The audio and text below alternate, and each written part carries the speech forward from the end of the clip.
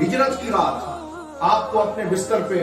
سلایا، امانتیں آپ کے سپرد کی۔ حضور ضیاء الامت رحمت اللہ تعالی علیہ نے ضیاء النبی شریف میں یہ واقعہ لکھا کہ سرکار دو عالم صلی اللہ علیہ وسلم خود تو اپنے یار غار حضرت سیدنا صدیق اکبر رضی اللہ تعالی عنہ کے ساتھ سفر ہجرت پہ روانہ ہوئے، اور 12-13 دن کے طویل سفر کے بعد وہاں پہنچے۔ حضرت علی شیر خدا رضی اللہ تعالی عنہ نے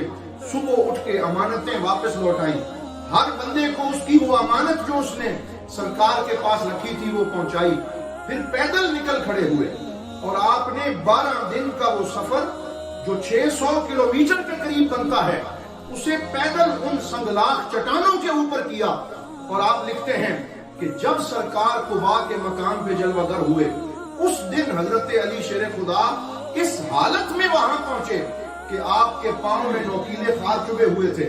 اور پنڈلیاں لہو لہان تھیں، اور پاؤں سوج چکے تھے کہ چلنے کی سکت نہیں رکھتے تھے۔ جب سرکار دو عالم صلی اللہ علیہ وسلم کو پتا چلا، آپ استقبال کے لیے خود باہر تشریف لائے اور آپ کو کندھا دے کے خود اٹھایا اور اٹھا کے بستر پہ بٹھایا، اور پھر سرکار دو عالم صلی اللہ علیہ وسلم نے اپنی نورانی ہتھیلیوں پر